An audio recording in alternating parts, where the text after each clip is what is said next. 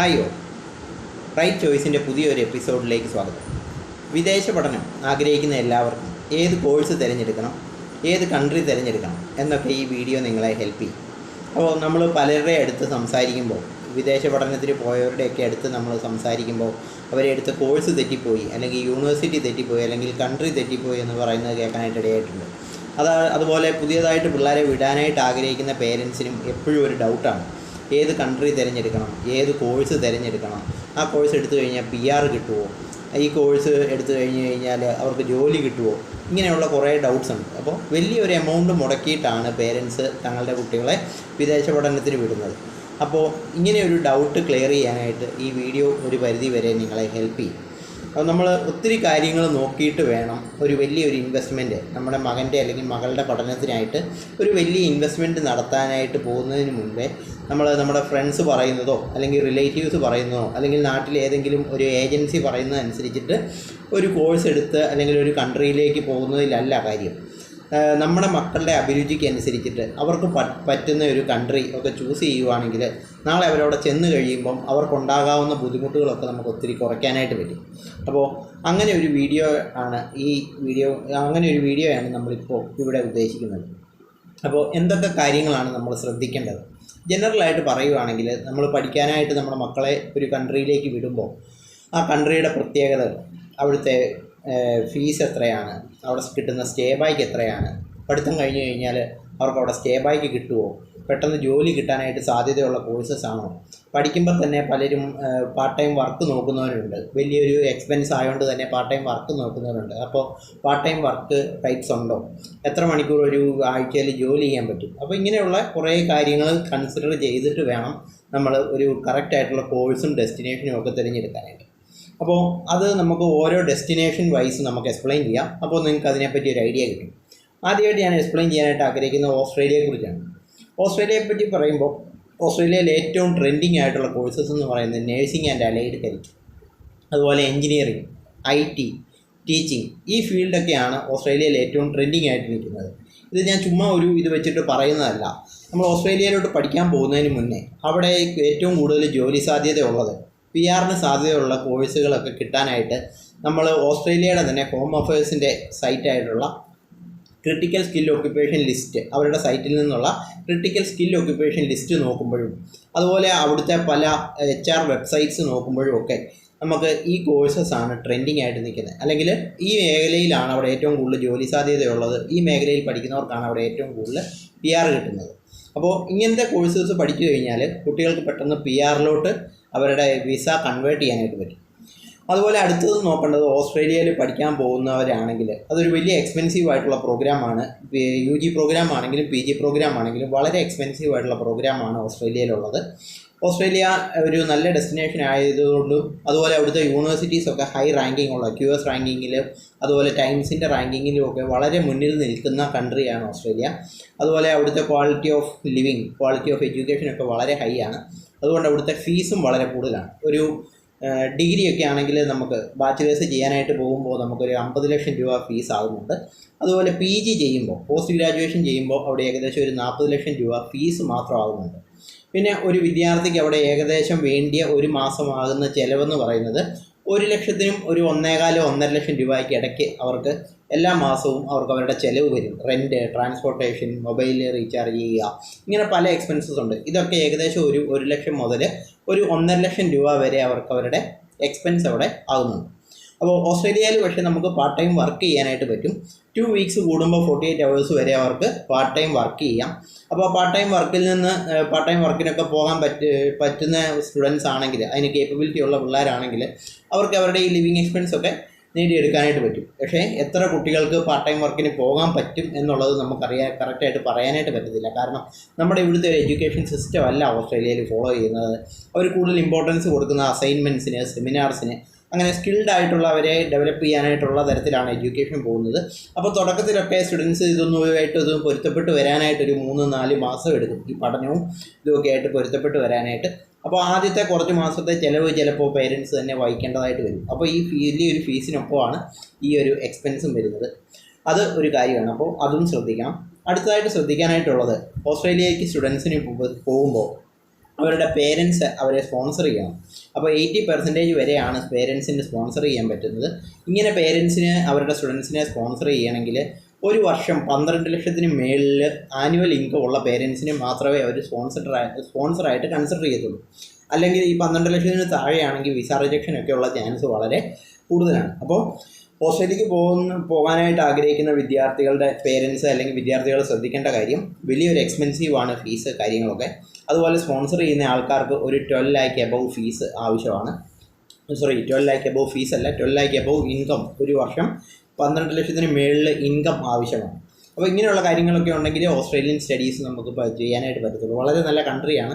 പക്ഷേ ഈ ക്രൈറ്റീരിയ ഒക്കെ മീറ്റ് ചെയ്യുന്ന സ്റ്റുഡൻസ് ആണെങ്കിൽ നിങ്ങൾക്ക് തീർച്ചയായിട്ടും ഞാൻ മുമ്പേ പറഞ്ഞ നേഴ്സിംഗ്, ടീച്ചിങ്, IT, എഞ്ചിനീയറിംഗ് ഇങ്ങനെയുള്ള ഫീൽഡിലേക്ക് അവിടെ പഠിക്കാൻ പോയി കഴിഞ്ഞാൽ പെട്ടെന്ന് തന്നെ PR കൺവേർട്ടായി ലൈഫ് സെക്യൂറാണ്. അടുത്തതായിട്ട് പറയാനായിട്ട് പോകുന്നത് ഓസ്ട്രേലിയയുടെ തൊട്ടടുത്ത് തന്നെയുള്ള ന്യൂസിലൻഡിനെ പറ്റിയാണ്. ന്യൂസിലൻഡിലും ഏകദേശം ഇതുപോലെയൊക്കെ തന്നെയാണ് നമുക്ക് പഠനത്തിനായിട്ടുള്ള എക്സ്പെൻസ് വരുന്നത്. ന്യൂസിലൻഡിൽ ഈ PG UG പ്രോഗ്രാംസ് അല്ലാതെ നമുക്ക് ഡിപ്ലോമ പ്രോഗ്രാംസും ഉണ്ട്. കാരണം ന്യൂസിലൻഡിൽ ഗവൺമെൻറ്റിൻ്റെ തന്നെ IIT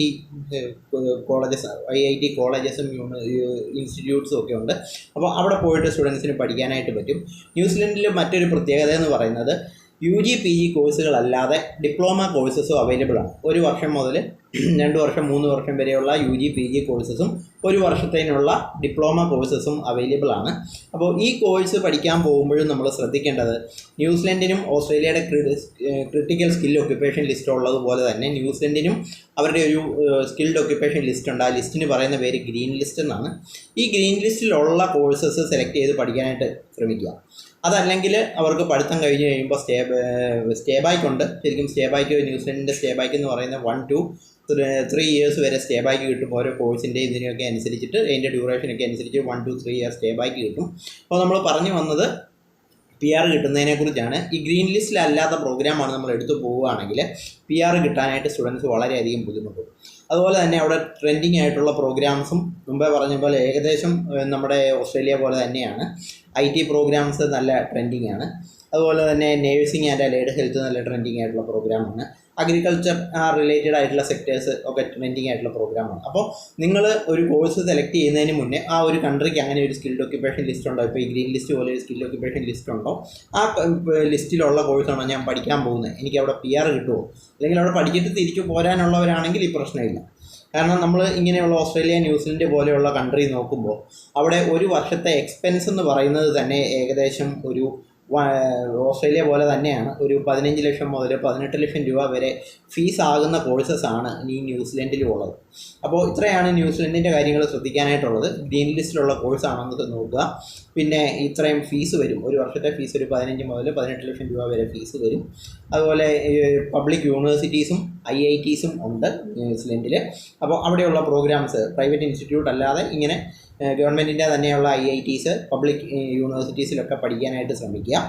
അതുപോലെ തന്നെ ഇവിടെയും പേരൻസിൻ്റെ ഇൻകം ഒരു ഘടകമാണ് വിസ കിട്ടുന്നതിനൊക്കെ. അപ്പോൾ പേരൻസ് തന്നെയാണ് ഇവിടെയും മെയിൻ സ്പോൺസറായിട്ട് വരുന്നത്.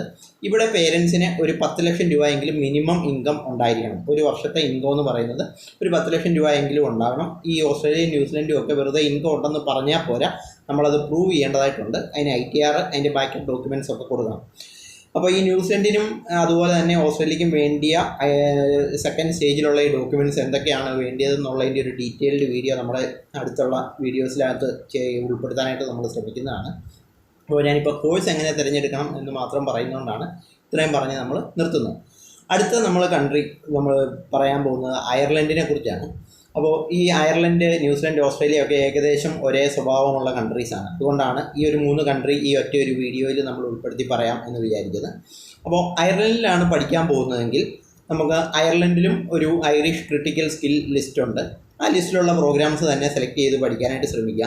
അയർലൻഡിൽ മുമ്പേ പറഞ്ഞ ഒരു കോഴ്സസിൻ്റെ കൂടെ, അതായത് എഞ്ചിനീയറിങ്ങിനേക്കാളും ഒക്കെ ഏറ്റവും ബെറ്റർ ആയിട്ടുള്ള അയർലൻഡിൽ ട്രെൻഡിങ് ആയിട്ടുള്ള കോഴ്സസ് എന്ന് പറയുന്നത് IT, ഇൻഫർമേഷൻ ടെക്നോളജി, ഫാർമസ്യൂട്ടിക്കൽ, അതുപോലെ തന്നെ ബിസിനസ് അഡ്മിനിസ്ട്രേഷൻ കഴിഞ്ഞിട്ട് BBA കഴിഞ്ഞിട്ട് പോകേണ്ടവർക്ക് ഇപ്പോൾ ഏത് കോഴ്സാണ് പോകേണ്ടത്, എങ്ങോട്ടാണ് പോകേണ്ടത്, BBA കഴിഞ്ഞവർക്കൊരു സംശയം കാണും. അപ്പോൾ BBA കഴിഞ്ഞവർക്ക് പോകാൻ പറ്റിയ കോഴ്സ്, BCom കഴിഞ്ഞിട്ട് പോകാൻ നിൽക്കുന്നവർക്കൊക്കെ ഏറ്റവും നല്ല കൺട്രിയാണ് അയർലൻഡ്.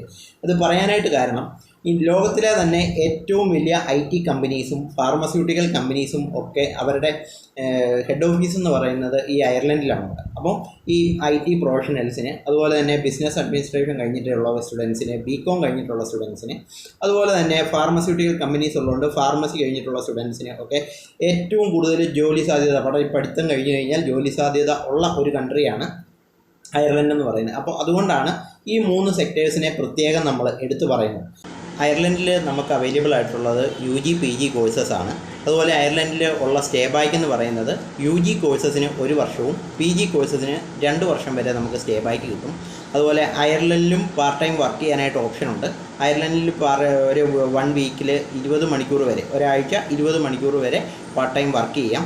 അയർലൻഡിലും സ്റ്റുഡൻസിന് ഏകദേശം, അയർലൻഡിൽ, ന്യൂസിലൻഡ്, ഓസ്ട്രേലിയ ഒക്കെ സ്റ്റുഡൻസിന് ഏകദേശം ഒരു 1 ലാഖ് അടുപ്പിച്ച് എന്തായാലും അവർക്ക് ലിവിങ് എക്സ്പെൻസ് ഉണ്ടാവും. അപ്പോൾ ഈ പാർട്ട് ടൈം വർക്കിനും കൂടെ ഒക്കെ പോയി കഴിഞ്ഞ് കഴിഞ്ഞാലാണ് ഒരു മീഡിയം ലെവൽ ഫാമിലിയിലുള്ള സ്റ്റുഡൻസിനൊക്കെ ഈ 3 കൺട്രി നമുക്കൊന്ന് എന്താ പറയുന്നത്, വലിയ എക്സ്പെൻസ് ഇല്ലാതെ പോകാനായിട്ട് പറ്റുന്നത്.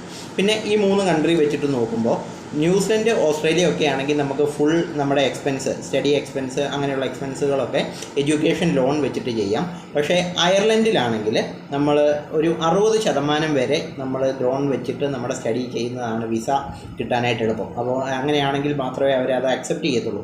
ബാക്കി 40% പേരൻസ് അവരെ സപ്പോർട്ട് ചെയ്യണം. അതിനുള്ള ഫണ്ട് നമ്മൾ അക്കൗണ്ടിൽ കാണിക്കണം. അതുപോലെ പേരൻസിന് ഈ അയർലൻഡ് ആണെങ്കിലും ITR ഉണ്ടെങ്കിൽ നല്ലതാണ്. ഒരു 9 ലാഖിന് എബവ് ഒക്കെ പേരൻസിന് 2 പേർക്കും ITR അല്ലെങ്കിൽ ഒരു ഇയർലി ഇൻകം എന്ന് പറയുന്നത് 9 ലാഖ് എബവ് ഒക്കെ ഉണ്ടെങ്കിൽ വളരെ നല്ലതാണ്. അതുപോലെ ITRലും PR ഓപ്ഷൻസ് ഉണ്ട്. 1-2 തരത്തിലുള്ള PR ഓപ്ഷൻസ് ഉണ്ട്. അപ്പോൾ ഈ കോഴ്സും കൺട്രിയും തിരഞ്ഞെടുക്കുന്ന ഈ ഒരു എപ്പിസോഡിൽ നമ്മൾ PR കിട്ടുന്നതിനെ പറ്റി ഉൾപ്പെടുത്തുന്നില്ല. അതിൻ്റെ ഒരു ഡീറ്റെയിൽഡ് വീഡിയോ, ഓരോ കൺട്രിയിലും ഉള്ള PR ഓപ്ഷൻസ് പഠിച്ചു കഴിയുമ്പോൾ സ്റ്റുഡൻസിന് കിട്ടുന്ന PR ഓപ്ഷൻസ് നമ്മൾ എക്സ്പ്ലെയിൻ ചെയ്ത് പറയുന്നതായിരിക്കും. അപ്പോൾ ഇന്ന് ഈ 3 കൺട്രി മാത്രമാണ് നമ്മൾ ഈ ഒരു വീഡിയോയിൽ ഉൾപ്പെടുത്തിയിരിക്കുന്നത്. അടുത്ത വീഡിയോയിൽ നമ്മൾ യൂറോപ്പ് കൺട്രീസ്, അതുപോലെ തന്നെ ഫ്രാൻസ്, അങ്ങനെയുള്ള കൺട്രീസിൽ ഉള്ള സ്റ്റഡി ഓപ്ഷൻസ്, ഏതൊക്കെ കോഴ്സ് പഠിക്കാം, ഈ കാര്യങ്ങളൊക്കെ അടുത്തൊരു വീഡിയോയിലുണ്ടാവും. അപ്പോൾ നമ്മുടെ ചാനൽ ഫോളോ ചെയ്യുക. നമ്മുടെ ചാനൽ ഫോളോ ചെയ്ത് കഴിഞ്ഞാൽ സ്റ്റഡി, അതുപോലെ തന്നെ വർക്ക്, മൈഗ്രേഷൻ സംബന്ധിച്ചിട്ടുള്ള ഇൻഫോർമേറ്റീവ് ആയിട്ടുള്ള വീഡിയോസ് മാത്രമാണ് നമ്മുടെ ചാനലിൽ ഉൾപ്പെടുത്താനായിട്ട് നമ്മൾ ആഗ്രഹിക്കുന്നത്. മറ്റൊരു കണ്ടൻറ്റും ഉണ്ടാവില്ല. അപ്പോൾ നിങ്ങൾ നമ്മളെ സപ്പോർട്ട് ചെയ്യുക. നമ്മുടെ വീഡിയോസ് ഇഷ്ടപ്പെടുന്നുണ്ടെങ്കിൽ നമ്മുടെ വീഡിയോസ് ലൈക്ക് ചെയ്യുക, ഷെയർ ചെയ്യുക, നമ്മുടെ ചാനൽ ഒന്ന് സബ്സ്ക്രൈബ് ചെയ്യുക.